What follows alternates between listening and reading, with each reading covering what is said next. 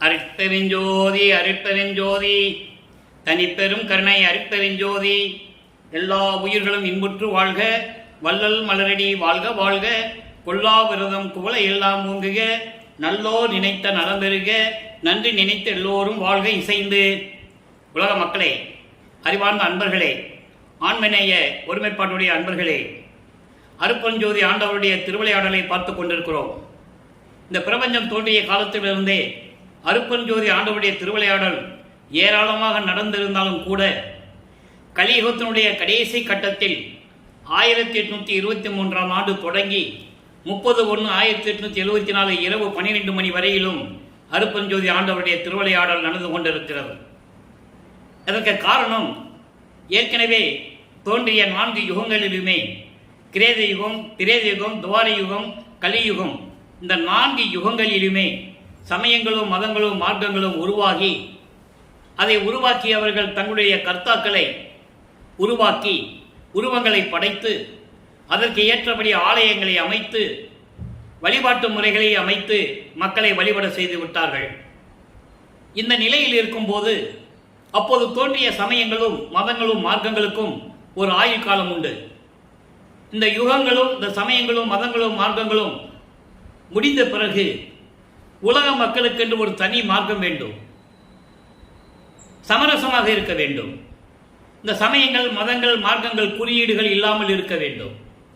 அப்போ சுத்த சன்மார்க்கத்தை நிறுவி இந்த உலக மக்களை எல்லாம் சுத்த சன்மார்க்கத்தில் இணைத்து இந்த உலக மக்கள் இன்புற்று வாழ வேண்டும் என்பதற்காகவே சுத்த சன்மார்க்கத்தை தன் மகனிடம் ஒப்படைப்பதற்காக தான் வளர்த்து கொண்டிருந்த செல்வ பிள்ளையை இந்த பூலோகத்திற்கு ஒரு தாயின் வழியாக வருவிக்க செய்தார் அருட்பெருஞ்சோதி ஆண்டவர். அருட்பெருஞ்சோதி ஆண்டவர் தன் மகனை வருவிக்க செய்தார்களும் கூட 1823ஆம் ஆண்டு தொடங்கிய திருவிளையாடல் 1874 ஆண்டுகள் வரையிலும் 51 ஆண்டுகள் நடைபெறுகிறது. இந்த 51 ஆண்டுகளையும் 8 பிரித்து ஒவ்வொரு 8 ஆண்டுகளிலும் தன் மகனுக்கு எப்படியெல்லாம் அருளை கொடுக்கிறார், தனது மகனை எப்படி பக்குவப்படுத்துகிறார், அதற்காக எப்படியெல்லாம் திருவிளையாடல் செய்கிறார் என்பதை தான் நாம் திருவற்பாவிலிருந்து ஒவ்வொரு பதிகத்திலிருந்தும் ஒவ்வொரு திருமுறையிலிருந்தும் ஒவ்வொரு பாடலின் மூலமாக நாம் பார்த்து கொண்டிருக்கிறோம். இந்த சமயங்களும் மதங்களும் மார்க்கங்களும் தோன்றிய காலகட்டங்களில் நமது பிள்ளை பெருமானவர்கள் வருவிக்கப்பட்டிருந்தாலும் கூட அவரும் இந்த சமய கோட்பாடுகளையும் மார்க்கங்களின் கோட்பாடுகளை எல்லாம் பின்பற்றி கொண்டிருக்கிறார். அந்த காலகட்டங்களில் சைவ சமயத்துடைய தலைவர் சிவபெருமானை இறைவன் என்று வழிபட்டு கொண்டிருக்கிறார். நல்லா கவனிக்கணும். அப்போ அவருக்கு சுத்த சன்மார்க்கம் தெரியாது. எந்த விதமான, அதாவது அருட்பெருஞ்சோதி ஆண்டவர் தான் இறைவன் என்ற நிலை அப்போ அவருக்கு தெரியாது.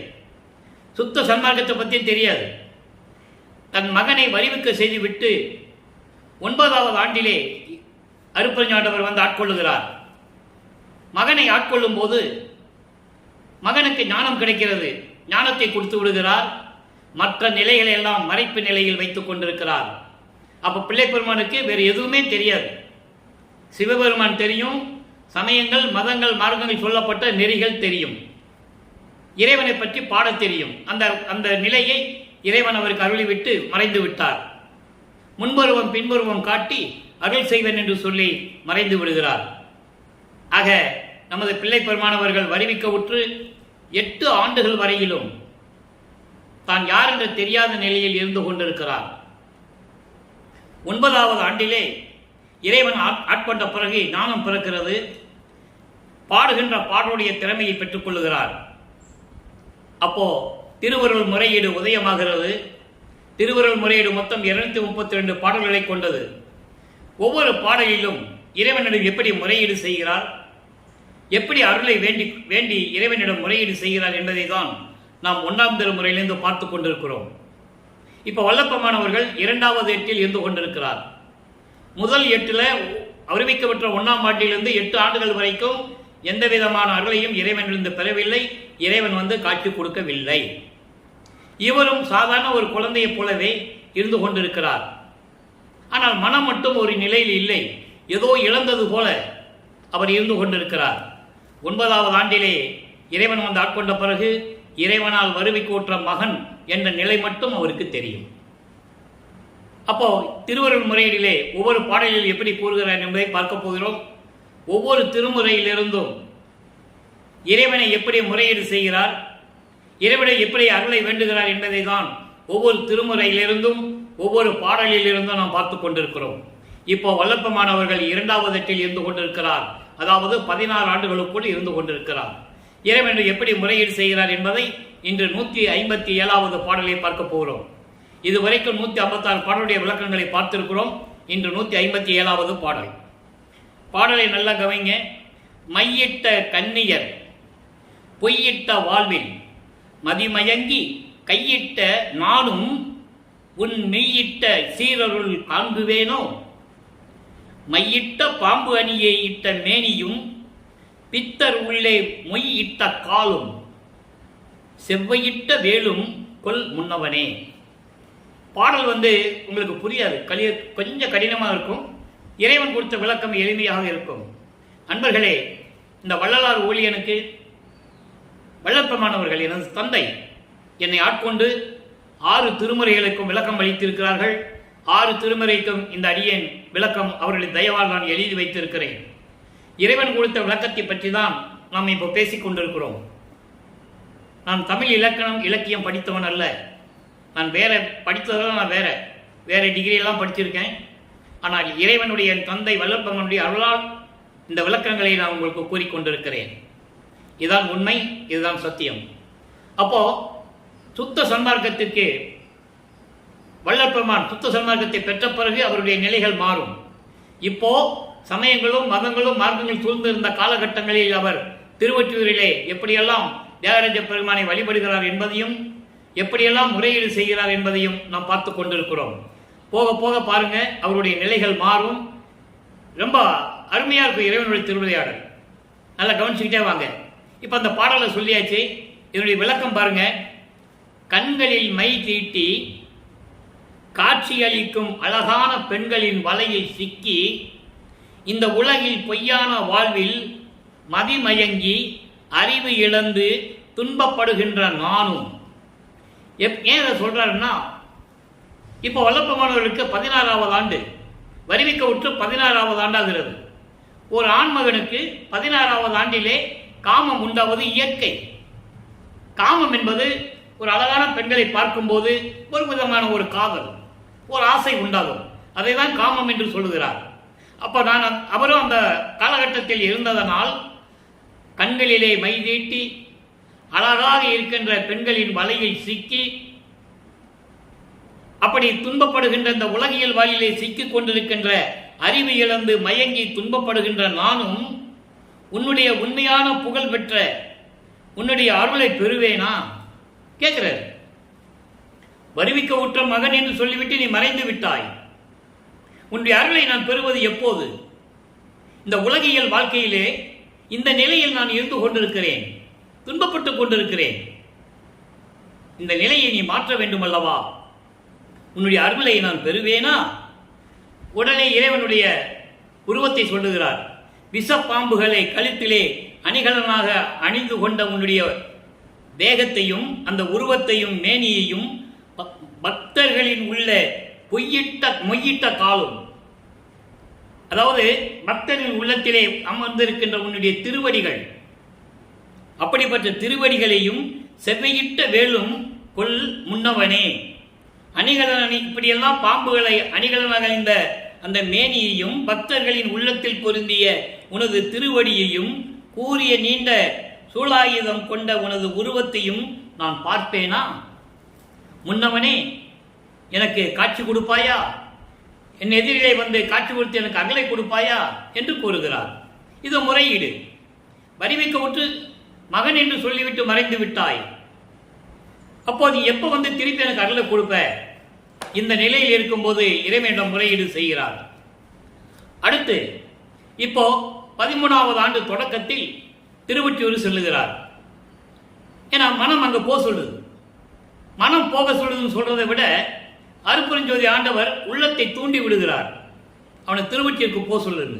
ஏன்னா அவனை பக்குவப்படுத்த வேண்டும். சமயங்களிலும் மதங்களிலும் மார்க்கங்களுடைய நெறிகளை பின்பற்றி கொண்டிருக்க வேண்டும். அந்த சங்கற்ப விகற்பங்களில் ஈடுபட்டு கொண்டிருக்க வேண்டும். திருநூறு பூசி இருக்க வேண்டும். உத்ராட்ச மாலை அணிந்திருக்க வேண்டும். நமச்சிவாய் என்று சொல்ல வேண்டும். சிவாய நம என்று சொல்ல வேண்டும். சிவசிவாய் என்று சொல்ல வேண்டும். அங்கே திருமுல்லை வாயிலுக்கு போய் மாசிலாமணி என்று சொல்ல வேண்டும். திருவள்ளித்தாயத்துக்கு போய் கேசவா என்று சொல்ல வேண்டும். இப்படியெல்லாம் மகனை அலக்கலைத்து அங்கேயும் இங்கேயும் போக சொல்லி மகனை பக்குவப்படுத்துகிறார். அந்த நிலையில் இருக்கும்போது இரண்டாம் திருமறை உருவாகிறது. திருவொற்றியூரிலே என்ன நடக்கிறது என்பதை பார்த்து கொண்டிருக்கிறோம். பதிகம் 18 இன்னைக்கு அறிவரும் பெருமை, அதாவது இறைவனுடைய பெருமையை பற்றி சொல்லுவது, அதே நேரத்தில் விண்ணப்பமும் வைப்பது. 17 பதிகங்களை இதுவரைக்கும் நாம் பார்த்திருக்கிறோம். ஒவ்வொரு பதிகத்திலும் எப்படி இறைவனிடம் முறையீடு செய்கிறார் என்பதை தெளிவாக நாம் பார்த்திருக்கிறோம். இன்னைக்கு 18வது பதிகத்தை பார்க்க போறோம். 5வது பாடல். உடமை வைத்து எனக்கு நின்று அருள் செய்யாவிடினும் ஒப்பிலாய் அடிமை வைத்தேனும் நின் அருள் பொருள் இங்கு அளித்திடல் வேண்டும் இன்று எவைக்கும் கடமையேன் வேறோர் தேவரை அறியேன் கடவுள் நின் திருவடி அறிக படைமை சேர்க்கரத்து எம் பசுபதி. இறைவனுக்கு பசுபதி என்ற ஒரு பெயர் உண்டு சிவபெருமானுக்கு. அது விளக்கம் நிறைய கொடுத்திருக்கிறேன். இன்னைக்கும் பசுபதி வந்ததனால் ஒரு சிறிய விளக்கம் கொடுக்க நான் கடமைப்பட்டு இருக்கிறேன். நீயே உன் உள்ளம் பார்த்து நின்றாயே. இது பாடல். இந்த பாடலில் கூறப்பட்ட விளக்கங்கள் பாருங்க. அதாவது நீ எனக்கு என் மேல் அன்பு வைத்து உரிமையோடு மகன் என்ற உரிமையோடு எனக்கு நின்று அருள் செய்யாவிட்டாலும் பரவாயில்லை. எப்படி சொல்ற பாருங்க. அருள் செய்யாவிட்டாலும் பரவாயில்லை. ஒப்பில்லாத இறைவனே, யாரிடமும் ஒப்பிட முடியாத இறைவனே, தன்னகரில்லா இறைவனே, உன்னுடைய திருவடிக்கு என்னை அடிமையாக்கியாவது உன்னுடைய அருளையும் அருள் செல்வத்தையும் உன்னால் வருவிக்க விட்ட இந்த பூலோகத்தில் இப்பொழுது இன்றே எல்லாவற்றையும் அழித்திடல் வேண்டும் சொல்றாரு. இறைவன் சொல்றார். வருவிக்க விட்டேன்னு சொல்லிவிட்டு போயிட்டு இல்ல. அப்ப எப்ப வந்து அருளை கொடுப்ப? என் மேல் அன்பு செலுத்தி நீ அருளை கொடுக்காட்டாலும் பரவாயில்லை, என்னை உன் திருவடிக்கு அடிமையாக்கி கொள்ள வேண்டும். இப்போ அவருக்கு அங்கே விண்ணுலகத்தில் இருந்த நிகழ்வுகள் அவருக்கு தெரியாது. எல்லாம் மறைப்பு நிலையில் இருக்கு. இதெல்லாம் பெற்ற பிறகு சொல்லுவார். ஏனாதான் எனினும் யான் அம்மை என்னின் அடியேன் என அறிந்தேன் இதயம் மலர்ந்தேனே என்று சொல்லுவார். அந்த நிலை இப்ப அவருக்கு தெரியாது. அது அருள் பிரயாச மாலை அன்பு மாலையில சொல்லுவாரு. அது விளக்கத்தில் நம்ம பார்த்திருக்கோம். அப்போ என்னைக்கு அருளை கொடுக்க விட்டாலும் என்னை உன் திருவடிக்கு அடிமையாக்கி கொள்ள வேண்டும். எல்லாவற்றையும் எல்லா அருளையும் நீ எனக்கு கொடுக்கணும். இந்த பூலோகத்தில் எல்லா அருளையும் எனக்கு கொடுக்கணும். உனக்கு நான் கடமைப்பட்டவன், உன் சொல்லுக்கு கட்டுப்பட்டவன். உன்னை தவிர எனக்கு வேறு எந்த தேவரையும் தெரியாது. நல்லா புரிஞ்சுக்கணும். இந்த ஒரு வரிக்கு விளக்கம் சொல்லணும்னா 1 மாசம் சொல்லணும். அவ்வளவு விளக்கங்கள் திருவருட்பாவில் இருக்கு. உன்னை தவிர வேறு எந்த தேவரையும் எனக்கு தெரியாது. ஒரு இடத்துல சொல்லுவார் இருக்கு விளக்கம். என்றே மெய்கண்ட நான் மற்ற பொய் கண்ட தெய்வங்களை மெகுவேனோ. என்னைக்குமே ஒன்னதானே இறைவனா நினைச்சிட்டு இருக்கேன். பிறகு ஏன் மற்ற தெய்வத்துக்கிட்ட நான் போக முடியாது. ஏனென்றால் நான் பிரமனால் படைக்கப்பட்டவன் அல்ல, திருமலால் காக்கப்பட்டவன் அல்ல. எங்க சொல்லுவாரு? 6ஆம் திருமறைக்கு வரை சொல்லுவாரு. இப்ப அவருக்கு அது தெரியாது. அதனால இதை சொல்றாரு. நான் எந்த தேவர்கிட்டையும் நான் போய் நிக்க மாட்டேன், வேற யாரும் எனக்கு தெரியாது. மறந்தும் என்ற நாவால் உரைக்க மாட்டேன் சிறு தெய்வ நாமங்களை. மறந்து கூட உன்னை தவிர வேறு யாரு பேர் நாமத்தையும் பெயரையும் நான் சொல்ல மாட்டேன். செத்து செத்து பிறக்கும் இந்த தேவர்கள் என் முன் வழியிலர் என்று சொல்லுவார். இப்படியெல்லாம் விளக்கம் இருக்கிறது அதுக்கு. ஆக வேறு யார் உன்னை தவிர வேறு எந்த தேவரையும் எனக்கு தெரியாது. கடவுளே, உன்னை திருவடி, இதெல்லாம் உன் திருவடிகளுக்கு தெரியும். தெரிந்திருந்தும் நீ திருவிளையாடல் செய்கிறாய். கையிலே சூலாயுதம் தாங்கிய என் பசுபதியே. பதி என்பது சிவபெருமான் கடவுள். பசு என்பது மலம் சூழ்ந்த ஆன்மா. பாசம் என்பது ஒரு ஜடப்பொருள். பதி, பசு, பாசம். இந்த பசு என்ன பண்ணுமா, இந்த ஆன்மா ஐயோ இறைவனோட சேர்ந்துட்டா நம்ம ஆன்மா சுத்தப்படுமேன்னு சொல்லி தந்திரமாக பதியோட போய் சேர்ந்துக்கும். பாசம் ஒரு ஜடப்பொருள், அதுக்கு எதுவுமே தெரியாது. பாசம் என்பது ஒரு சின்ன உதாரணம். வல்லப்பெருமான் கூறுவார்கள், ஒரு கிணத்துல பாசம் மேல பச்சை கலர்ல படர்ந்து இருக்கும், கீழே நல்ல தண்ணி இருக்கும், ஆனால் தெரியாது, பாசம் மறைத்து இருக்கும். ஒரு கள்ளத்துக்கு போடுங்க, அப்ப அந்த பாசம் விலகும், உள்ள சுத்தமான நீர் தெரியும். அப்போ அறிவை மாயைகளும் மயக்கங்களும் மறைத்து கொண்டிருக்கிறது. அப்ப அந்த பாசம் ஒரு ஜடப்பொருள், திருப்பி அந்த பாசம் மூடிக்கும். அப்போ அந்த பாசம் விலகணும்னா நம்ம சுத்த சன்மார்க்கத்தில் இருக்கணும்னு சொல்லி அந்த விளக்கம் அங்க கொடுப்பாரு. இங்க பசுபதி என்பது பசு தந்திரமாக பதியோட சேர்ந்துக்கும். ஏன்னா அந்த ஆன்மா சுத்தப்படுத்தணும் இல்லை, இது இறைவனுக்கு தெரியும். உடனே பசுவை இணைத்துக் கொள்ளுவார்.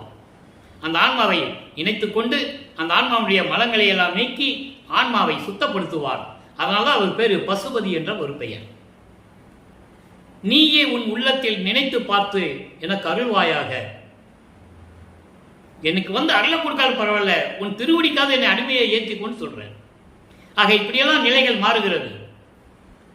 16 ஆண்டுகள் வரைக்கும் வருவிக்க உற்று 16 ஆண்டுகள் வரைக்கும் இந்த நிலை நீடித்துக் கொண்டிருக்கிறது. வல்லப்பெருமான் அவர்களுக்கு எந்த விதமான அருளையும் பெற முடியவில்லை. 2ஆம் திருமுறை மொத்தம் 113 பதிகங்களை கொண்டது, 1207 பாடல்களை உடையது. ஒவ்வொரு பதிகத்திலும் ஒவ்வொரு பாடலிலும் அவ்வளவு அற்புதமாக நமக்கு அருளி இருப்பார்கள். இன்னைக்கு 18வது பதிகம் தான் பார்த்துருக்கோம், இன்னும் அவ்வளவு பதிகங்கள் நம்ம பார்க்கணும். இறைவனுடைய திருவிளையாடல் ஒவ்வொரு பதிகத்திலையும் ஒவ்வொரு பாடலிலையும் உண்டு. இப்ப நிலைகள் மாறுகிறது, ஆண்டுகள் உருண்டு ஓடுகிறது. 3வது எட்டில் வல்லப்பெருமானவர்கள் அடியெடுத்து வைக்கிறார்.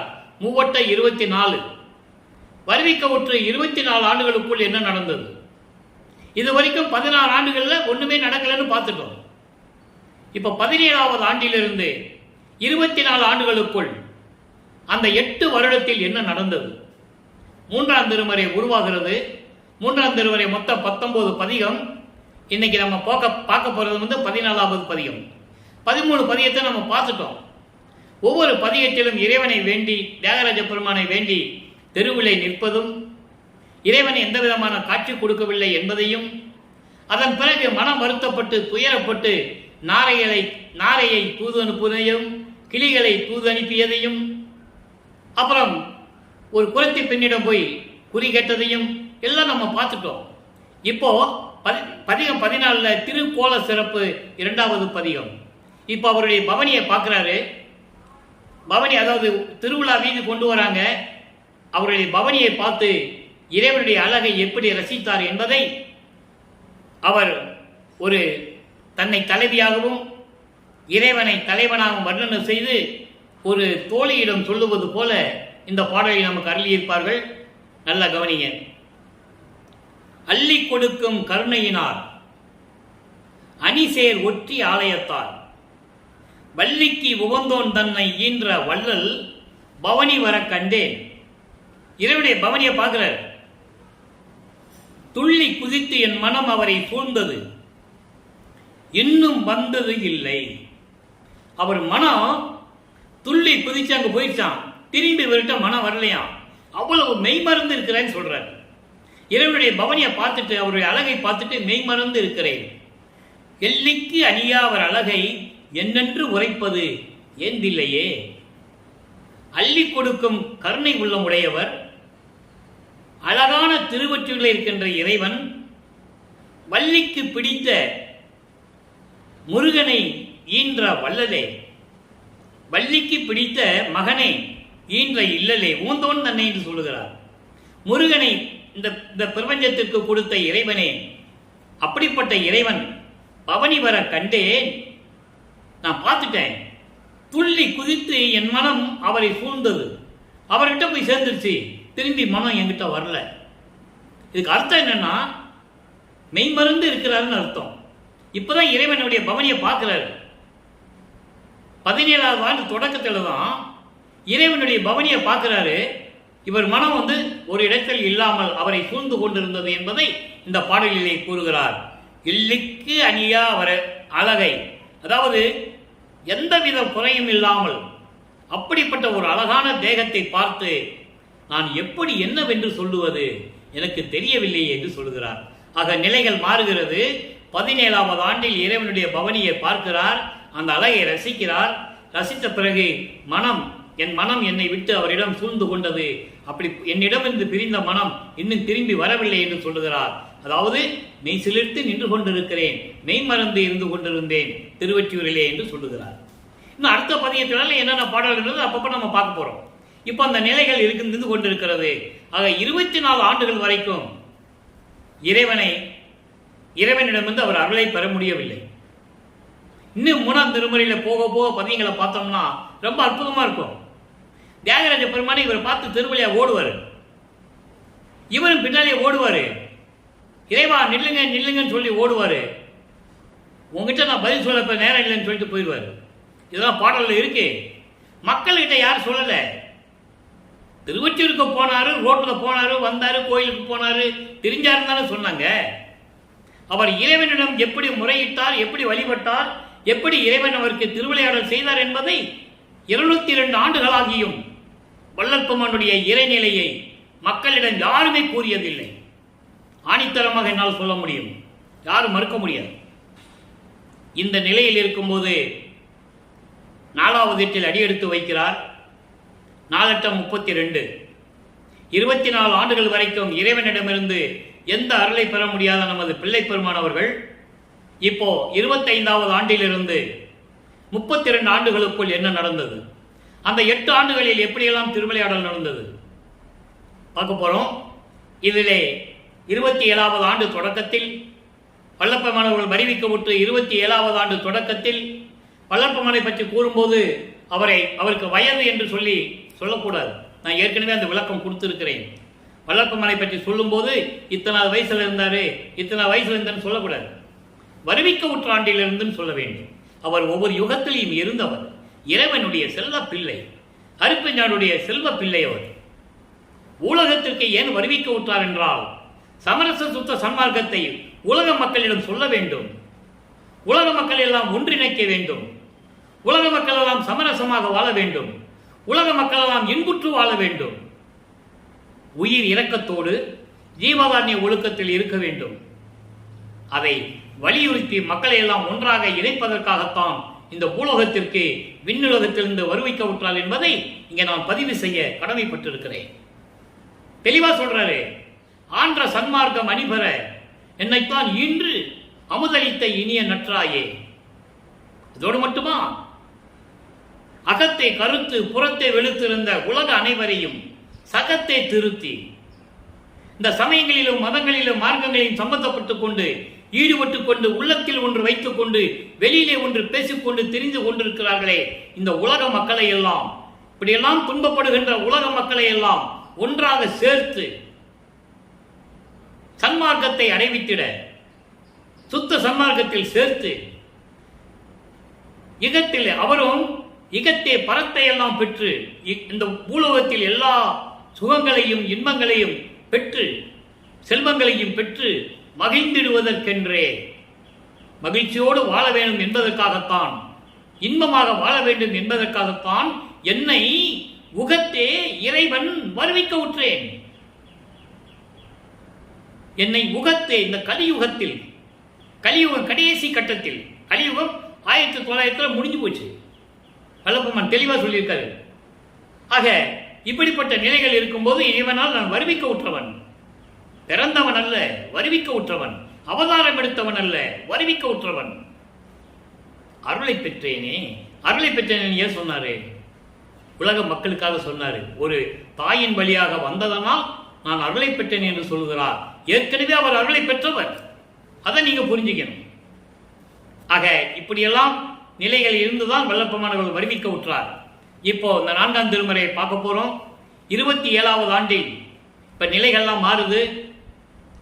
தனக்கோடி அம்மையாருக்கு திருமாங்கல்யம் பூட்டி அந்த அம்மாவிற்கு மோட்ச வீட்டை காட்டிவிட்டு உலக பற்றுகளை துறக்கிறார். அந்த திருமணத்தின் போது பிரம்மன் திருமால் ருத்திரங்களா வாழ்த்துவதற்காக அமர்ந்திருக்கிறார்கள். தன்னுடைய தந்தை அருட்பெருஞ்சோதி ஆண்டவரும் தாய் சிவகாமி வள்ளியும் வரவில்லை என்று அவர் மனம் எப்படி துன்பப்பட்டது என்பதை அருட்பிரகாச மாலையிலே பாடலிலே கூறியிருக்கிறார்கள். அந்த 95வது பாடல் வரும்போது அந்த விளக்கம் உங்களுக்கு தெரியும். இது ஒரு சுருக்கமான முன் விளக்கம் சொல்லுகிறேன். ஏனென்றால் தாலி கட்டும்போது அந்த 27வது ஆண்டில் நடந்ததை முதல்ல சொல்ல வேண்டும். நல்லா புரிஞ்சுக்கணும் நீங்க. அதனால அது சுருக்கத்தை சொல்றேன். அதன் பிறகு இந்த நிலைகளெல்லாம் மாறிய பிறகு இவர் மனம் வெறுத்து போய் மன உறுதியுடன் திருவொற்றியூருக்கு போனாலும் ஒன்றும் நடக்கிறது இல்லை, அங்கே திருவில்லை தாயத்துக்கு போனாலும் ஒன்றும் நடக்கிறது இல்லை, திருமுல்லை வாயிலுக்கு போய் ஒரு பிரயோஜனம் இல்லை, இனிமே எங்கேயும் போகக்கூடாது, இனிமே எங்கேயும் போகக்கூடாதுன்னு சொல்லி அங்கே சென்னையிலே இருக்கிற வீட்டிலேயே கதவை தாழ்பால் போட்டு கதவை பூட்டி தாழ்பால் போட்டுறாரு. கதவை பூட்டி தாழ்பால் போட்டுறாரு. அப்போ என்ன நிலைகள் நடக்கிறது? இது இறைவனுக்கு தெரிஞ்சிருச்சு, அருட்பெருஞ்சாதி ஆண்டவருக்கு. இப்போ வல்லற்பமானவர்களுக்கு அருட்பெருஞ்சாண்டவர் இருக்குது தெரியும், சுத்த சன்மார்க்கம் இருக்கிறது தெரியும், எப்படி நிலைகள் மாறுகிறது. இப்போ அவருடைய அப்பா அருட்பெருஞ்சாண்டவர் விண்ணுலகத்திலிருந்து எப்படி மண்ணுலகத்திலே கால் பதிக்க நடந்து வருகிறார், தன்னை கதவை திறந்து எப்படியெல்லாம் அருளை கொடுக்கிறார் என்பதை இன்னைக்கு நம்ம பார்க்க போறோம். நல்லா கவனிங்க. அருட்பிரகாச மாலை இன்னைக்கு 80வது பாடல். மொத்தம் 100 பாடல்களை கொண்டது. இதுவரை 79 பாடலுடைய விளக்கங்களை பார்த்திருக்கிறோம். இன்று பதிவு பார்க்கின்றவர்கள் பழைய பதிவுகளை பார்க்கவில்லை என்றால் நமது யூடியூப் சேனலில் போய் நீங்கள் பார்க்கலாம். வள்ளலார் அருட்பெருஞ்சோதி கிருஷ்ணமூர்த்தி என்ற சேனலில் நீங்கள் ஓப்பன் பண்ணால் எல்லா பாடல்கள் வரும், நீங்கள் பார்க்கலாம். இப்போ 80வது பாடல் நல்லா கவனிங்க. அதாவது இந்த பிரபஞ்சம் தோன்றியிருக்கும் போதே பதத்தலைவர்களை உருவாக்கியது, வேதங்களை உருவாக்கியது, ஐம்பூதங்களை உருவாக்கியது. இந்த பிரபஞ்சத்தை உருவாக்கிவிட்டு பதத்தலைவர்களை உருவாக்கி இந்த பிரபஞ்சத்தை இயக்க வைத்தது அருட்பெருஞ்சோதி ஆண்டவர். அது நம்ம அகவல்லியே எல்லா உண்மைகள் உண்டு, திருவடி புகழ்ச்சியிலே உதாரணங்கள் உண்டு. மறையவன் செயல் உலகாக்கின்ற அதிகார வாழ்வை ஈந்தருளும் பதம். பிரமனை உருவாக்கி அவனுக்கு படைக்கும் தொழிலை கொடுத்து செயலாற்ற சொன்னது அருட்பெருஞ்சோதி. அதை அப்படி 6ஆம் திருமுறை வரும்போது சொல்லுவார், சிருட்டி தலைவரை சிருட்டி அண்டங்களை அருள் திலர் வகுத்த அருட்பெருஞ்சோதி. சிருட்டி தலைவன், படைக்கும் தலைவன் பிரம்மன். பிரம்மனை உருவாக்கி அவனுக்கு படைக்கும் தொழிலை கொடுத்து ஆற்றலை கொடுத்து அருளை கொடுத்து தொழிலை செய் என்று கட்டளையிட்டது அருட்பெருஞ்சோதி. இப்படி ஒவ்வொரு பதத்தலைவனுக்கும் பாடல் உண்டு. நல்லா நீங்க அகவல் படித்தா புரியும். ஏன் சொல்றேன்னா இங்க அந்த விளக்கம் இங்க வருது. எங்கே 4ஆம் திருமுறையிலே வருது. சுத்த சன்மார்க்கத்தை வாங்கறதுக்கு முன்னால இதை வல்லப்பனவர்கள் கூறுகிறார்கள். உருவம் ஒரு 4ஆகி அருவமும் அவ்வளவாய் உரு அரு ஒன்றாகி உரு அரு ஒன்றாகி இவை ஒன்பாலும் கடந்து துருவ முடியா பரமதுரிய நடுவிருந்த சொருவ அனுபவமாய் துணையடிகள் வருந்த. இறைவனுடைய திருவடியை பற்றி சொல்லுகிறார். எப்படிப்பட்ட திருவடி மண்ணுலகிலே நடந்து வந்தது? தெருவிலே கல்லில் கால் பதிஞ்சு கல்லு குத்தி அந்த சிவந்த பாதம் சிவந்து போய் வழியோட என்னை பார்க்க வந்தாருன்னு சொல்லுவாரு. அதுக்காக அந்த திருவடிகளை பற்றி சொல்லுகிறார். உருவம் 4ஆகி 4 பேர்களுக்கு உருவம் உண்டு. பிரம்மன், திருமால், ருத்திரன், மகேஸ்வரன். 4 உருவங்களாகியும் அருவமாகி சதாசிவனுக்கு அருவம். என இவங்க தான் 5 பதத்தலைவர்கள். படைத்தல், காத்தல், அழித்தல், மறைத்தல், அருளல். 5 தொழிலை செய்யக்கூடிய பதத்தலைவர்கள். இவர்களை உருவாக்கியது யார்? அருட்பெருஞ்சோதி. அந்த நிலையை சொல்லுகிறார். மறையவன் செயலாக்கும் அதிகார வாழ்வை ஈந்தருளும் பதம். மால் உலகு காக்கின்ற அதிகார வாழ்வை வன்மை பெற்று வதிந்திடும் பதம் சொல்லுவார். அங்கே அதெல்லாம் திருவடி புகழ்ச்சியிலே வரும். ஏன் திருவடியை பற்றி சொல்றாரு? அவ்வளவு அருளுடைய திருவடிகள். அப்ப இவங்கள் உருவம் 4ஆகி பிரம்மன், திருமால், ருத்திரன், மகேஸ்வரன் 4 பேரும் சரி, அருவமாக இருக்கின்ற சதாசிவனும் சரி, இவர்களெல்லாம் ஒன்றாக்கி ஒரே நிலையில் வைத்துக் கொண்டிருப்பவர் யார்? அருட்பெருஞ்சோதி. அப்படிப்பட்ட திருவடிகள் இவை ஒன்பாலும் கடந்து எல்லா நிலைகளையும் கடந்து துருவ முடியவாய். துருவம்னா யாரும் தேட முடியாத ஒரு நிலை. அதை அங்கே அருட்பாவலை 6ஆம் திருமுறையிலே சொல்லுவார். அயனும் மாலும் துருவி நிற்க. அதான் இங்க துருவின்னு சொல்றாரு, துருவி மயமாய் சொல்றாரு. அயனும் மாலும் துருவி நிற்க எனக்கே அடிமொழிகள் காட்டிவித்த அடிமை கொண்ட பதியே. அருமையா சொல்றாரு. அதான் இங்க சொல்றாரு, இவங்க 5 பேரையும் படைத்தது இறைவன். அவங்க எல்லாம் ஒன்றாக்கி அவருடைய செயல்களை எல்லாம் ஒன்றாக்கி வைத்துக் கொண்டிருக்கின்ற இறைவன் அப்படிப்பட்ட எல்லா நிலைகளையும் கடந்து துருவ முடியா, யாரும் பார்க்க முடியாத நிலையில், யாரும் இறைவனை பார்த்ததில்லை, அடைய முடியும் பார்த்ததில்லை, அப்படிப்பட்ட யாரும் பார்க்க முடியாத நிலையில் பரம துரிய நடுவிருந்து, பரம துரிய நடுவிருந்து என்பது சுத்த சிவஞான வெளி. அதுதான் 16வது நிலை, கடவுள் நிலை அறிந்து அம்மையம்மையக்கூடிய நிலை. சரிய கிரிய யோகம் 12 நிலைகளும் முன்னாங்க 12. அதெல்லாம் மதங்களையும் மார்க்கங்களையும் சமயங்களையும் சார்ந்தது. இந்த 12 நிலையுக்குள் இருந்தவர்கள் தான் கர்ம சித்தி யோக சித்தி அடைந்தவர்கள், முக்தி அடைந்தவர்கள், ஜீவ சமாதி அடைந்தவர்கள், சமாதி அடைந்தவர்கள். அப்படிப்பட்டது நிலைகள் தான் அந்த 12 நிலைகள். 13வது நிலையில் இருந்துதான் சுத்த சன்மார்க்கம் தொடங்குகிறது. ஞானசரியிலிருந்து மரணமில்லா பெருவாழ்வு, ஞானசரியை, ஞான கிரியை, ஞானத்தில் யோகம், ஞானத்தில் ஞானம், அப்படி கடைசி நிலையான ஞானத்தில் ஞானமாக இருக்கின்ற அப்படி நிலைகளை நடுவிருந்து சுரூப அனுபவமயமாய் ஆறுபதின் ஜோதி வடிவமாக, மெஞ்ஞான வடிவமாக, சிவானந்தமாக இருக்கின்ற அப்படிப்பட்ட திருவடிகள் வருந்த தெருவம் இசை, தெருவிலே நடந்து வந்து அந்த சிறு சிறு சிறு செம் பரல் கல் உறுத்த, அவங்க அப்பா காலில் கல் உறுத்துதான், அவங்க அப்பாவுக்கு கால் வலிக்குதான். இப்படிப்பட்ட கால் வலிக்க நடந்து வந்து தெருக்கதவை திறந்து என்பால் அடைந்து செங்கையில் ஒன்று கொடுத்தாய். செங்கையில் என்பது உள்ளங்கையில். மகனை அழைத்து உள்ளங்கையில் ஒரு அருள்கொடையை கொடுத்தார். என்ன அருள்கொடை என்பது பின்னால பார்க்க போறோம். ஒவ்வொரு பாடலிலும் ஒன்று தான் சொல்லுவார். எந்த ஒன்று அருள்கொடை என்பதை நம்ம ஒவ்வொரு பாடலிலும் பார்த்துட்டு இருக்கோம். அது 6ஆம் திருமுறை வரும்போது அந்த விளக்கம் தெரியும். அப்போ ஒன்று அளித்தாய் மறுவ இனியாய் மன்றில் நடம்புரியாய் கருணை மா கடலே நின் பெருமை வலுத்த முடியாதே. உன்னுடைய பெருமையை யாரால் சொல்ல முடியும்? யாராலையும் சொல்ல முடியாது. உன் அருள் பெருமையை கருணை மா கடலே, இப்படியெல்லாம் தெருவிலே உன் கால் வலிக்க நடந்து வந்து மகனே என்று அழைத்து எனக்கு அருள் கொடையை கொடுத்தாய் என்று சொல்லுகிறார். ஆக அன்பர்களே, இந்த காலகட்டத்தில் தான் இறைவன் வந்து திருவிளையாடல் செய்து தன் மகனுக்கு அருளை கொடுத்தது. ஆக வல்லப்பமன்கள் வருவிக்க உற்று 25வது ஆண்டிலிருந்து 32 ஆண்டுகளுக்குள் இந்த நிலை நடக்கிறது. இதன் பிறகு என்ன நடந்தது? இதன் பிறகு சுத்த சன்மார்க்கத்தை வாங்கணும். இப்போ அவர் பற்றுகளை துறக்கிறார், சமயங்களையும் மதங்களையும் மார்க்கங்கள் நெறியை விட்டு விடுகிறார், மண்ணாசை பெண்ணாசை பொன்னாசையை துறக்கிறார், சுத்த சன்மார்க்கத்தை வாங்கணும். இப்போ சுத்த சன்மார்க்கத்தை வாங்குவதற்காக இங்கிருந்து பூலோகத்திலிருந்து விண்ணுலகத்திற்கு செல்லுகிறார். சுத்த சிவஞான வெளிக்கு தத்துவங்களை கடந்து, அந்தங்களை கடந்து, சரிய கிரிய யோகம் என்ற 12 நிலைகளையும் கடந்து அங்கே சென்று கொண்டிருக்கிறார். அங்கே அருட்பெருஞ்சாண்டவர் தன் மகனை வரவேற்று அங்கே இருக்கின்ற சத்தியஞான சபையிலே சிங்காசனத்திலே அமர வைத்து, பொற்சபையும் சிற்சபையும் கூடிய சத்தியஞான சபை அங்கே இருக்கிறது. அங்கே மக்களால் செல்ல முடியாது, உலக மக்களால். அதனால்தான் அதே சத்தியஞான சபையை இங்கே நிறுவியது வடலூரிலே. அந்த விளக்கத்துக்கு நம்ம பின்னால வரப்போறோம். இப்போ அவர் 5வது இருந்து கொண்டிருக்கிறார். 33வது ஆண்டிலிருந்து வருவிக்க உற்ற 33வது ஆண்டிலிருந்து 40 ஆண்டுகளுக்குள் என்ன நடந்ததை தான் நாம் பார்த்து கொண்டிருக்கிறோம். ஆக அங்கே போய் சுத்த சன்மார்க்கத்தை வாங்குகிறார். வந்து நேராக வந்து கருங்குழி என்ற கிராமத்திலே அங்கே உறைவிடமாக கொள்ளுகிறார். அங்கே இருந்து கொண்டு 9 ஆண்டுகள் இருக்கிறார். அங்கே இருக்கும்போது தந்தையும் மகனும் எப்படி உரையாடுகிறார்கள், எப்படியெல்லாம் இறைவன் வந்து மகனுக்கு அருளை கொடுக்கிறார், என்னையெல்லாம் உரையாடினார்கள் என்பதையெல்லாம் நம்ம பார்க்க போறோம்.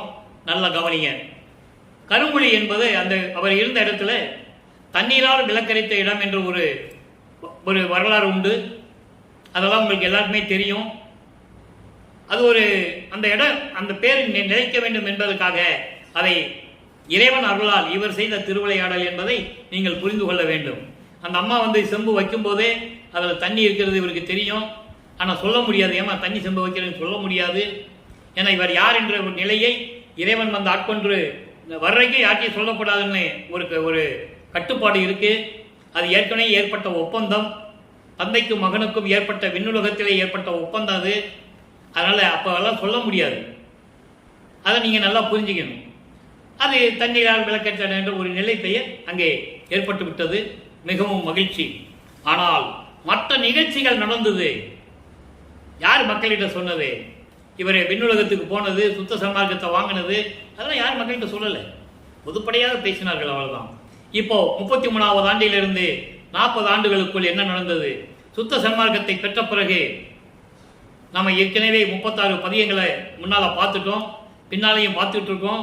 அருள் விளக்க மாலையை தான் முக்கியமாக பார்த்துட்டு இருக்கோம். அருள் விளக்க மாலை மொத்தம் 100 பாடல்களை கொண்டது. இன்றைக்கு 97வது பாடலை பார்க்க போகிறோம். நல்லா கவனிங்க. எப்படி இறைவன் வந்து தன்னை ஆட்கொண்டது, எப்படி இறைவன் அருளை கொடுத்தார் என்பதை விளக்கமாக இந்த பாடலில் நாம் பார்க்க போகிறோம். நல்லா கவனிங்க. எத்துணையும் சிறியேனை நான்முகன் மால் முதலோர் ஏறறிதாம் பெருநிலை மேல் ஏற்றி உடன் இருந்து மெய்த்துணையாம் திருவருள் பேரமுதம் மிக அளித்து வேண்டியவாறு அடிநாயன் விளையாட புரிந்து. அண்டர்லைன். விளையாட புரிந்து என்பது ஒரு முக்கியமான வார்த்தை. விளையாட புரிந்து சுத்த சிவ சன்மார்க்க நெறி ஒன்றே எங்கும் துளங்க அருள் செய்த பெரும் ஜோதியனே, பொதுவில் சித்து உருவாய் நடம்புரியும் உத்தம சத்குருவே, சிற்றவையன் அரசே, என் சிறுமொழி ஏற்றருளே. பாடல். இப்போ இந்த பாடலில் சொல்லப்பட்ட திருவிளையாடலை பாருங்க. எப்படி இறைவன் தன் மகனுக்கு அருளை கொடுத்தார் என்பதை. இப்போது வல்லற்பமான எந்த நிலையில் இருக்கிறார், அதான் முக்கியம். மற்றவங்க சொல்ற மாதிரி முக்காடு போட்டுட்டு வந்தாரு, அப்படியே காட்டு வழி போவாரு, இலையை அழிச்சு பறிச்சு திம்பாரு, இங்க போனாரு அங்க போனாரு, அப்புறம் காணாம போனாரு, அப்புறம் 6 மாசம் கழிச்சு தான் வருவாங்க, இப்படியெல்லாம் கதை சொன்னாங்க இல்லையா? அப்படி அல்ல. உண்மை இங்கு சொல்லுகிறார் அவர் நிலையை.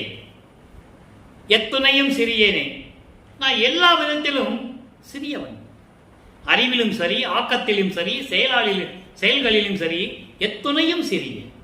நான் எல்லா நிலைகளிலுமே நான் ஒரு சிறியவனாக கீழ்நிலையில் இருந்து கொண்டிருந்தாலும், அப்படி இருந்தாலும் கூட பிரம்மனும் திருமாலும் ருத்திரனும் மகேஸ்வரனும் சதாசிவனும் போன்ற பதத்தலைவர்களும் தேவர்களும் இந்திரனும் நாகர் கூட்டத்தை சேர்ந்த 18 கூட்டத்தை சேர்ந்த தேவர்களும் சத்தர்களும் சக்திகளும் யாரும் அடைய முடியாத நிலையை ஏறறிதாம் பெருநிலை மேல் ஏற்றி.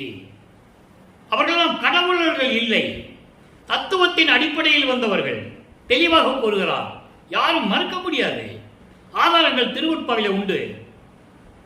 அதனால் சொல்ற, அவர்களெல்லாம் அடைய முடியாத நிலையாகிய அந்த கடவுள் நிலை பெருநிலைக்கு மேல் என்னை ஏற்றி, அந்த நிலைக்கு என்னை ஏற்றி என் உடன் இருந்து.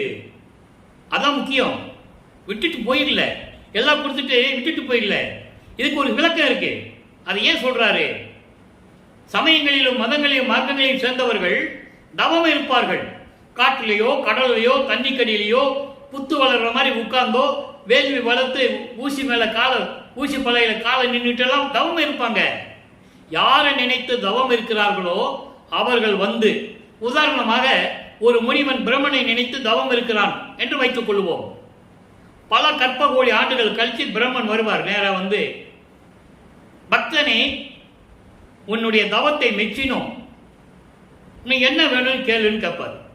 உடனே அவர் தவம் இருந்தார் இல்லையா, அவரது சுயநலத்துக்காக, நல்லா கவனிக்கணும், அவருடைய சுயநலத்துக்காக நான் யாரையும், அதாவது நான் யாராலையும் கொல்லப்படக்கூடாது, யார் என்னை கொல்லக்கூடாது, நான் எல்லாத்துக்கும் இதெல்லாம் எல்லாரையும் அடிமையாக்கணும், இப்படியெல்லாம் தவம் கேட்பாங்க.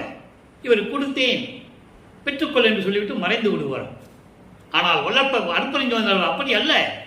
தன் மகனுக்கு உடன் இருந்து, அதான் உடன் இருந்துன்னு சொல்றார், உடன் இருந்து மெய்த்துணையாம் திருவருள் பேரமுதம் மிக அளித்து.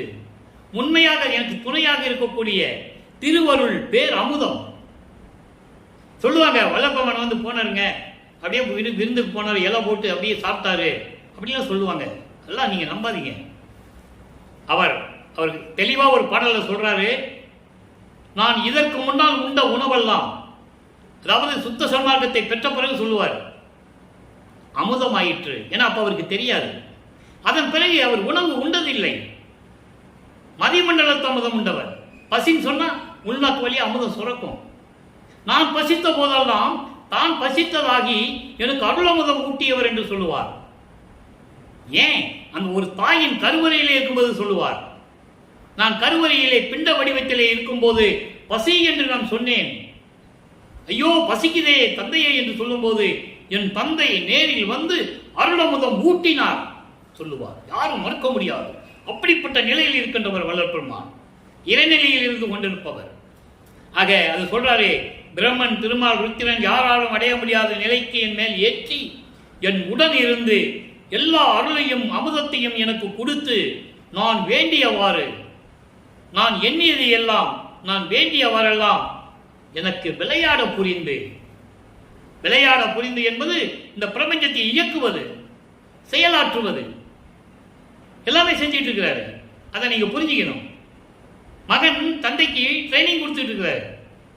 இன்னும் சுத்த சன்மார்க்கத்துக்கு கொடுத்தாலே தவிர இன்னும் இவரோட 2 கலக்கல. நல்லா கவனிக்கணும். இன்னும் 5 தொழிலை கையில கொடுக்கல. பிரம்மன் திருமால் ருத்திர மகேஷனுக்கு புடுங்கியாச்சு. புடுங்கி அவர் வச்சிருக்கிறார் அருட்பெருஞ்சாண்டவர். நீ யாருக்கும் கொடுக்க முடியாது, எல்லாம் டிஸ்மிஸ், ராஜினாமா பண்ணிட்டு போங்கடான்ட்டு கையில வச்சிட்டு இருக்காரு. இன்னும் மகன் கிட்ட கொடுக்கல. அதுக்கு முன்னால மகனை தயாரப்படுத்துகிறார். அதை நீங்க புரிஞ்சுக்கணும். அப்படி விளையாட புரிந்து யார் சொன்னாங்க? பிரபஞ்சத்தில் எத்தனை பேர் வந்தாங்க? கோடிக்கணக்கான தவசிகள், முனிவர்கள், ரிஷிகள். யாராவது சொன்னாங்களா? இறைவன் வந்து அருளை கொடுத்து கூட இருந்து பிரபஞ்சத்தை இயக்குப்பான்னு யார் சொன்னது? ஒரு ஆள் கூட கிடையாது. இதான் மூடி மறைக்கப்பட்ட உண்மைகள். மண் மூடி மறைத்து விட்டார்கள் என்று சொல்லுவார். அதை நீக்குவதற்காகத்தான் உலக மக்களுக்கு விவரமாக தெளிவாக சொல்ல வேண்டும் என்பதற்காகத்தான் வருவிக்க உற்றவர் வள்ளற்பெருமான் அவர்கள் என்பதை இங்கே நான் பதிவு செய்ய கடமைப்பட்டிருக்கிறேன். அப்படி வந்தவரை அவர் சொன்னதை கூட திருவருட்பால் இருக்கிறத மூடி மறைச்சிட்டாங்க. அதான் பெரிய வேதனையான விஷயம். அந்த ஆதங்கம் இந்த வள்ளலார் ஊழியனுக்கு இன்னும் இருந்துகிட்டே இருக்கு. அதான் அப்பப்ப பேசும்போது ஒரு வெளிப்பாடு வரும்.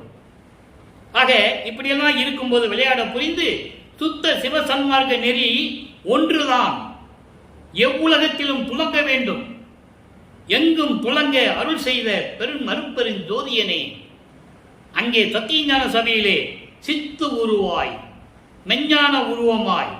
மெஞ்ஞான உருவம் என்பது ஞான தேகம்.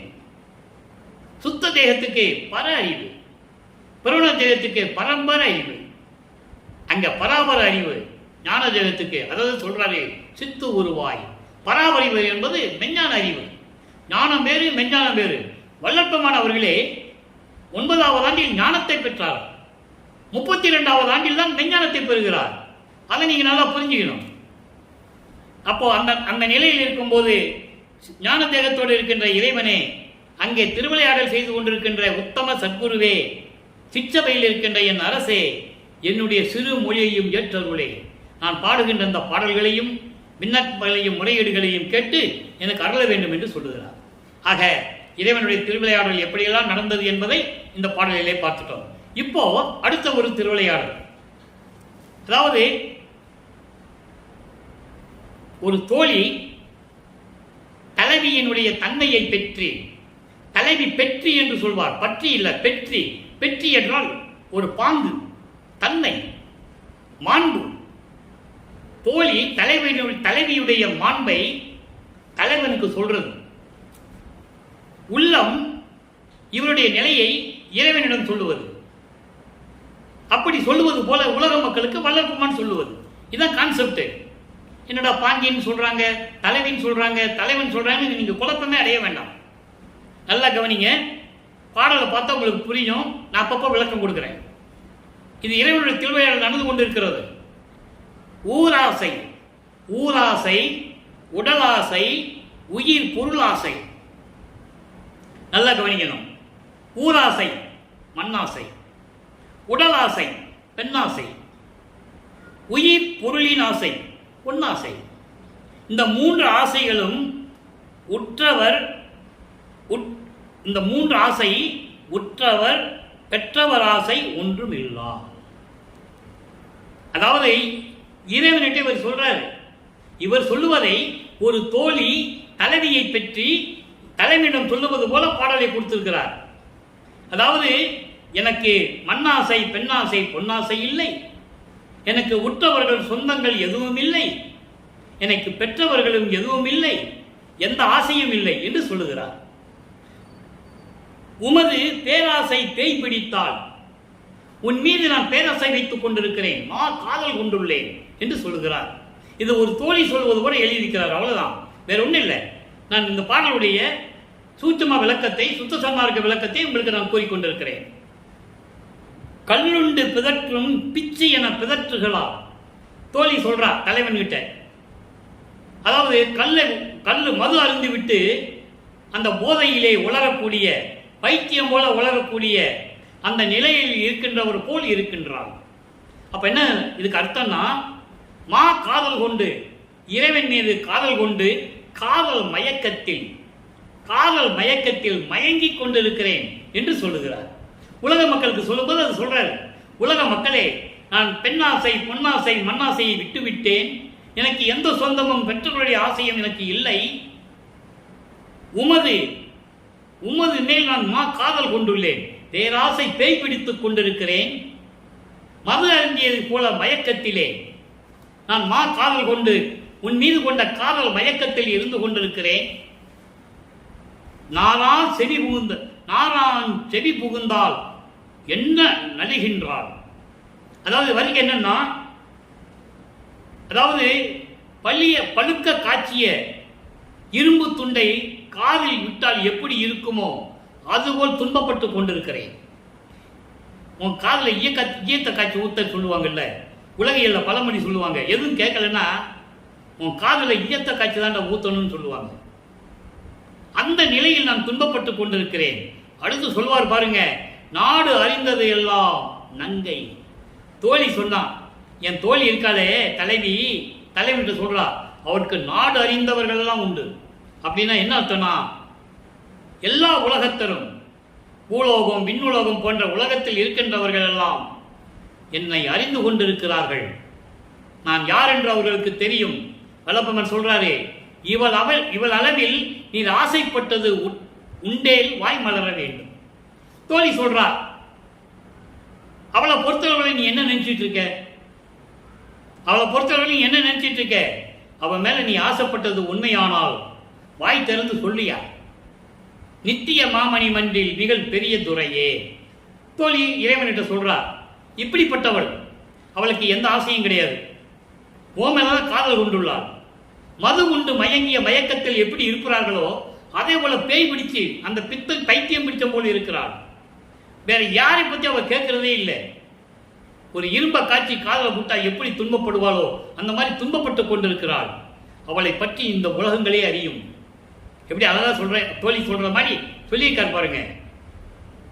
அவள் மேல நீ ஆசைப்பட்டு இருந்தா வாய் திறந்து சொல்லியா அப்படின்னு தோழி கேட்கிறாள் இறைவனை. அதுக்கு இவர் கேட்கிறார், என்னை பற்றி தான் நாடு அறியுமே, எல்லா உலகங்களும் அறியுமே, என் அளவில் நீங்கள் என் மீது விருப்பம் இருந்தால், என் மீது நீங்கள் காதல் கொண்டிருந்தால், என்னை விரும்பி இருந்தால் வாய் மலர்ந்து சொல்லுங்கள். அழிவில்லாத சத்தியஞான சபையிலே திருவிளையாடல் செய்து கொண்டிருக்கின்ற இறைவனே, பெரிய துரையே என்று சொல்லுகிறார். ஆக ஒரு தோழி தலைவியுடைய அந்த மாண்பை, அவளுடைய நிலையை தலைவனிடம் சொல்லுவது போல உலக மக்களுக்கு சொல்லுகிறார். நான் இந்த நிலையில் இருந்து கொண்டிருக்கிறேன், எல்லா ஆசைகளையும் துறந்து விட்டேன், எனக்கு உற்றார் பெற்றார் என்ற ஆசை கூட எனக்கு கிடையாது, உண்மையில் இறைவன் மேல்தான் நான் காதல் கொண்டுள்ளேன். இந்த நிலையை உலக மக்களுக்கு தெரிவிக்கிறார். நல்லா புரிஞ்சுக்கிட்டீங்களே? இப்போ பாருங்க, அடுத்த பதியத்தில் அப்படியே ஒரு திருவிளையாடல் சொல்லுவார். தலைவனை பற்றி தாயிடம் சொல்லுவது. அவ்வளவு அற்புதமான பாடல்கள்.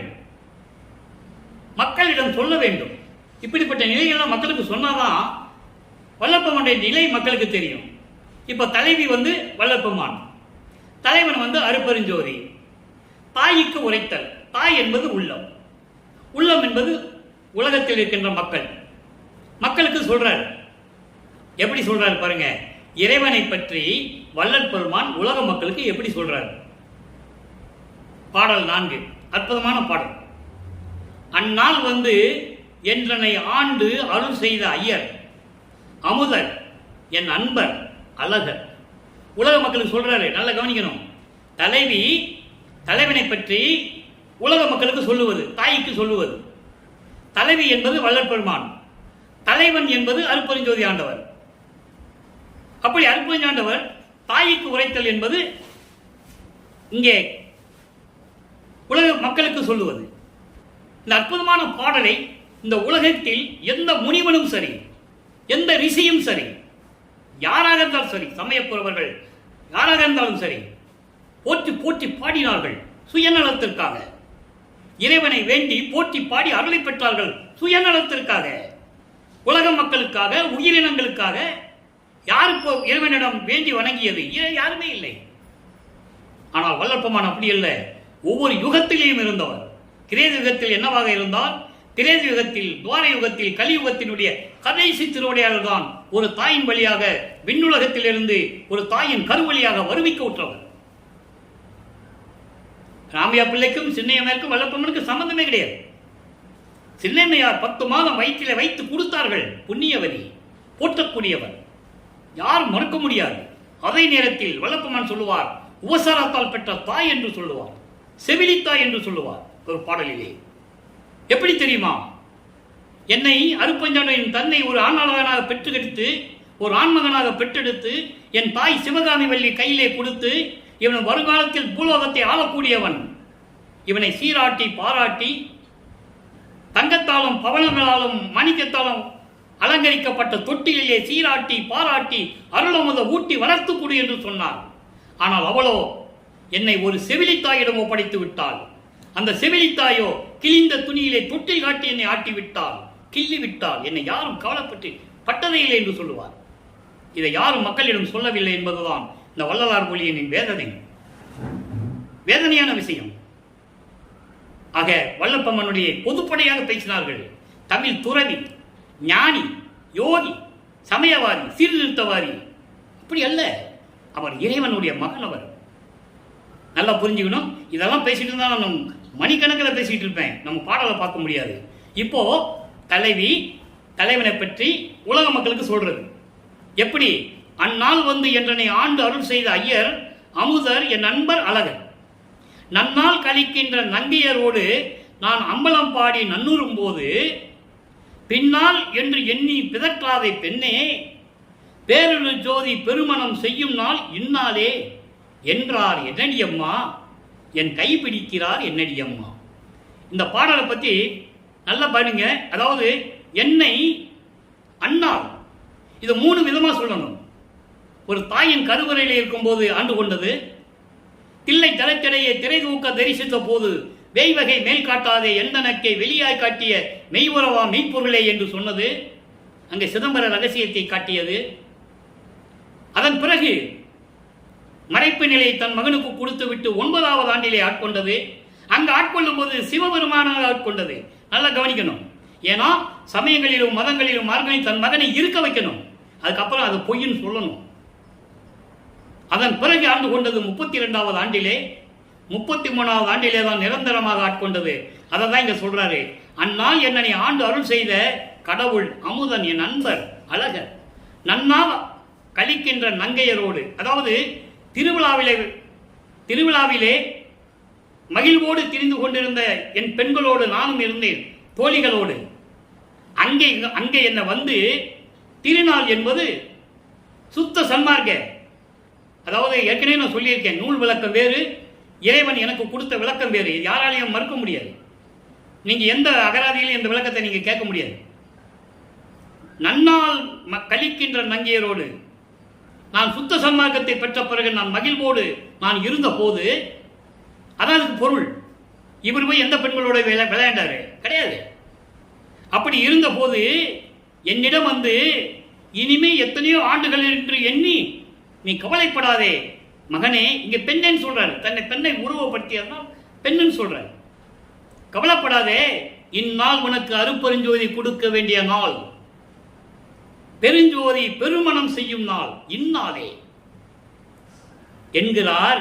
என்னடி அம்மா, உலக மக்களே, என்னுடைய தலைவன் என் தந்தை அருட்பெருஞ்சாண்டவர் இப்படியெல்லாம் சொல்லுகிறாரே, என் கைபிடித்து என்னை கட்டி அணைத்து கொஞ்சி குலாவி மகிழ்கின்றார் என்று சொல்லுகிறார். இது எங்க நடந்தது? கருங்குழியிலே. அப்போ இந்த நிலைகள் எல்லாம் மாறும்போது அடுத்து பாருங்க, அப்படி ஒரு இன்னொரு திருவிளையாடல், நற்றாய் செவிலுக்கு கூறல். இப்போ உலக மக்கள் சொல்லிட்டார்ல, இந்த உலக மக்கள் என்ன சொல்றாங்க? உணர்ந்தவர் தமக்கும் உணர்வறியார் என் உள்ளகத்து அமர்ந்தனன் என்றால்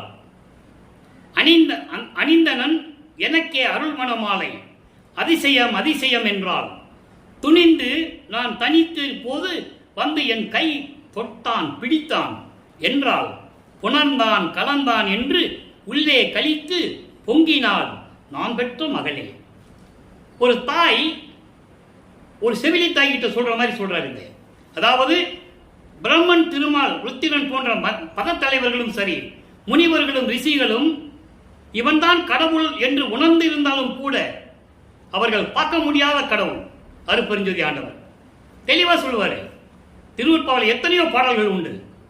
யாரும் அடிமுடி பார்க்காததை நான் ஒருவர் தான் பார்த்தேன் என்று சொல்லுவார். அகவலிலே சொல்லுவார், படிமுடி கடந்தனை பார் இது பாரன் அடிமுடி காட்டிய அருட்பெருஞ்சோதி. ஆக அப்படிப்பட்ட நிலையில் இருக்கின்ற இறைவன் என் உள்ளத்திலே அமர்ந்தான். அணிந்தனன் எனக்கே அருள்மணி மாலை. இந்த பிரபஞ்சத்தில் யாருக்கும் கிடைக்காமல் எனக்கே, அந்த எனக்கு என்ற வார்த்தைக்கு மட்டும் நிறைய விளக்கம் என்னால் சொல்ல முடியும். ஆனா நமக்கு நேரம் இல்லை, பாடலுடைய விளக்கம் சொல்லணும் இல்லையா? அதனால எனக்கு எல்லா அருள்மாலையும் எனக்கே கொடுத்தான். அதிசயம் அதிசயம், யாருக்கும் கிடைக்காத அதிசயம். அதோடு மட்டுமல்ல, துணிந்து நான் தனித்த போது, இதுக்கு அர்த்தம் என்னன்னா, நான் சமயங்களையும் மதங்களையும் மார்க்கங்களையும் விட்டுவிட்டு உறுதியுடன் நின்ற போது, ஏதாகுமோ என்னாகுமோ என்று கவலைப்பட்ட போது ஒரு கை என்னை தூக்கி விட்டதே, வந்து என் கை தொட்டான் பிடித்தான் அணைத்தான். யாரு? அருட்பெருஞ்சோதி ஆண்டவர். அதன் பிறகு சொல்றார் பாருங்க, புணர்ந்தான் கலந்தான் என்று உள்ளே கழித்து பொங்கிக் கொண்டிருக்கிறேன், உள்ள மகிழ்ந்து கொண்டிருக்கிறேன் என்று சொல்லுகிறார். அடுத்து பாருங்க, அந்த அடுத்த பதியத்தில் உடனே சொல்லுவார், அருட்பெருஞ்சோதி அடைவு என்ற ஒரு பதியத்தில். நான் ஏற்கனவே சொன்னது போல அன்பர்களே, ஒவ்வொரு பாடலுக்கும் ஒரு தொடர்பு உண்டு. 1ஆம் திருமுறையிலே பார்த்த ஒரு பாடலுக்கு அதனுடைய விளக்கம் 6ஆம் திருமுறையிலே எந்த பதியத்தில் இருக்கின்றது தெரியும். அது இறைவனுடைய அருளை பெற்றிருந்தால்தான் தெரியும், சாதாரண யாராலையும் சொல்ல முடியாது. இப்போ அதான் கனெக்டிவிட்டி என்று சொல்லுவார்கள். அந்த கனெக்டிவிட்டி இங்க பாருங்க, அருட்பெருஞ்சோதி கொடுத்தாரு கலந்தாருன்னு சொன்னார்ல, எப்படி வாங்கினாரு? உலக மக்களுக்கு சொல்லணும். திருவருட்பா என்னுடைய நோக்கமே, கான்செப்ட், இறைவனால் வருவி கூட்ட பிறகு அவருடைய நிலையை உலக மக்களுக்கு சொல்லணும். யாரு சொல்லல? கூட இருந்தவர்கள் சரி, மாணாக்கர்கள் என்று சொல்லப்பட்டவர்களும் சரி, சீடர்கள் என்று சொல்லப்பட்டவர்கள் சரி, யாருமே சுத்த சன்மார்க்கத்தை ஏற்றுக்கொள்ளவில்லை என்பது என்னால் தைரியமாக சொல்ல முடியும். இது எல்லா இடத்திலையும் நான் பேசியிருக்கேன், பதிவு செஞ்சிருக்கேன். எல்லாமே சமயங்களையும் மதங்களையும் மரணை பின்பற்றிக் கொண்டு ஜாதிகள் மேல் பற்று கொண்டிருந்தவர்கள். வேலாயுத முதலியார், கந்தசாமி காரணப்பட்டு கந்தசாமி செட்டியார், பிள்ளையார், ஐயரு பேர் போட்டுக் கொண்டு இருந்தவர்கள் தானே. இதை இழிவுபடுத்த வேண்டுமென்றாக அல்ல, குற்றம் சொல்ல வேண்டுமென்றாக அல்ல, இறைவனோடு இருந்து கொண்டே சுத்த சன்மார்க்கத்தை யாரும் கடைபிடிக்கவில்லை என்பதுதான். அதனால உலக மக்களுக்கு அவங்க யாரும் சொல்லல, ஐயா பெருமானார் கடவுளான பிறகு அவங்க வேலையை பார்க்க போயிட்டாங்க. யாரு கன்னியாகுமரியிலிருந்து இமயமலை வரைக்கும் போய் யார் சொன்னது சுத்த சன்மார்க்கத்தை? அன்னைக்கு ராமகிருஷ்ணனுக்கு ஒரு விவேகானந்தன் கிடைச்சான், சொன்னான், மக்களுக்கு தெரிஞ்சிடுச்சு. அன்னைக்கு சொல்லலையே, தெரியலையே, சோறு போட சொன்னார்கள், ஒரே வார்த்தையில் முடிச்சுக்கிட்டாங்க. ஆக இந்த நிலையில் இருக்கும்போது அருட்பெருஞ்சோதி அடைவு பாருங்க, அருட்பெருஞ்சோதியன் ஆருயிரில் கலந்தாடுகின்ற அருட்பெருஞ்சோதியன் அன்பில் கலந்து அறிவாய் விளங்கும். அறிவு என்பது இங்க மெஞ்ஞான அறிவு. நான் ஏற்கனவே விளக்கம் கொடுத்திருக்கிறேன். ஞானம் வேறு, மெஞ்ஞானம் வேறு, அறிவு வேறு, மெஞ்ஞான அறிவு வேறு, சிவன் வேறு, சிவம் வேறு. சிவன் சைவ சமயத்தின் தலைவன், ஆனால் சிவம் என்பது அருட்பெருஞ்சோதி. நிலைகள் மாறும்போது அருட்பெருஞ்சோதி ஆகிறார். அருட்பெருஞ்சோதிக்கு தான் ஜாதி கிடையாது, மதம் கிடையாது, சமயம் கிடையாது. அது அகவலையே நீங்க படிச்சிருப்பீங்க. ஆக இந்த நிலையில் இருக்கும்போது அப்படிப்பட்ட அருட்பெருஞ்சோதி தெல்லார் அமுதமாகி என் உள்ளத்தில் பொருந்துகின்ற அன்னிகின்றன்னு சொல்றாரு. பொருந்துகின்ற அருட்பெருஞ்சோதி நின் ஆசை ஒன்றே என்னுள் ஆக்கின்றதே. எனக்கு வேற எந்த ஆசையும் கிடையாது, உன் ஆசை மட்டும்தான் என் உள்ளத்தில் இருக்குன்னு சொல்றாரு. நேரம் கடந்துட்டு இருக்கு. இன்னொரு பாருங்க, தனித்திரு அலங்கள். அதாவது அடிமை பெருன்னு ஒரு பதியத்தில் இருக்கு. பொருள் விளக்கமா சொல்லிடுறேன். அருள் அளித்தான், அன்பு அளித்தான், அன்பளத்தான், உண்மை பொருள் அளித்தான். உண்மை பொருள் என்பது மெஞ்ஞானம். என் உள்ளம் புணர்ந்தான், உள்ளே கலந்துவிட்டாரு.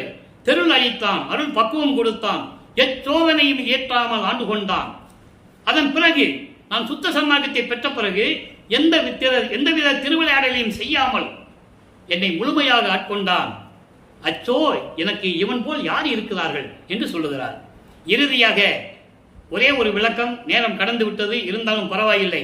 110வது பதியம் தனித்திரளங்கள் 49வது பாடல். அதாவது சன்மார்க்க நிலை என்ன, துன்மார்க்க நிலை என்ன, உலக மக்களுக்கு சொல்லணும். அதாவது சன்மார்க்கத்தில் இருக்கின்றவர்கள் செய் போல் உலகத்து உயிரெல்லாம் எண்ணி சேர்ந்து பெற்ற தாய் போல உரைப்பர். சுத்த சன்மார்க்கத்தில் இருக்கணும் தான் அது இருக்கும். எல்லா உயிர்களையும் தன் குழந்தை போல நினைப்பவர் யார்? தாய். அதுபோல சுத்த சன்மார்க்கத்தில் இருக்கிறவங்கள் எல்லா உயிர்களையும் தன் போல் உயிர் போல் நினைப்பார்கள். ஆனால் துன்மார்க்கத்தில் இருக்கின்றவர்கள் எப்படி தெரியுமா? கசக்கக்கூடிய எட்டிக்காய் போல கடுகடுத்து மற்றவர்களிடத்தை பேசிக் கொண்டிருப்பார்கள். அவர்கள் துன்மார்க்கத்தை சேர்ந்தவர்கள். சமயங்களையும் மதங்களையும் மார்க்கங்களையும் சேர்ந்தவர்களுக்கு உயிரிறக்கம் கண்டிப்பாக இருக்காது, நிச்சயமாக என்பதை பதிவு செய்துவிட்டு நேரம் கடந்து விட்டது நண்பர்களே. மறுபடியும் நாளை இறைவனுடைய திருவிளையாடலை பார்ப்போம். எனவே நீங்கள் எல்லாம் சுத்த சன்மார்க்கத்தில் இணைந்து கொலையும் புலையும் தவிர்த்து ஒன்லி ஜோதி வழிபாடு செய்யணும். சுத்த சன்மார்க்கத்தில் இருக்கிறவங்க உருவ வழிபாடு செய்யக்கூடாது, திருநூறு பூசக்கூடாது, ஊதுபத்தி குத்துவலுக்கெல்லாம் ஏற்றக்கூடாது, தேங்காய் பழம் உடைக்கக்கூடாது. அப்படி மண் விளக்கிலே அகல் விளக்கிலே தீபமேற்றி அதன் முன்னால் அமர்ந்து கொண்டு அருப்பெருஞ்சோதி அருப்பெருஞ்சோதி தனிப்பெருங்கனி அருப்பெருஞ்சோதி மகாமந்திரத்தை சொல்லி இறைவனுடைய அருளையும் செல்வங்களை எல்லாம் பெற்றுக்கொண்டு இந்த வையகத்திலே நீங்கள் வாழ்வாங்க வாழ வேண்டும், நோயற்ற வாழ்வில் வாழ வேண்டும் என்று சொல்லி இறைவனுடைய தயவாலையும் கருணையாலையும் இந்த வள்ளலார் ஒளியன் விடைபெறுகிறேன். நன்றி, வணக்கம். அருப்பெருஞ்சோதி அருப்பெருஞ்சோதி தனிப்பெருங்கருணை அருப்பெருஞ்சோதி. நாளையும் இறைவனுடைய திருவிளையாடல் தொடரும். கண்டு மகிழ்ந்து இறைவனுடைய அருளை பெற்றுக் கொள்ளுங்கள்.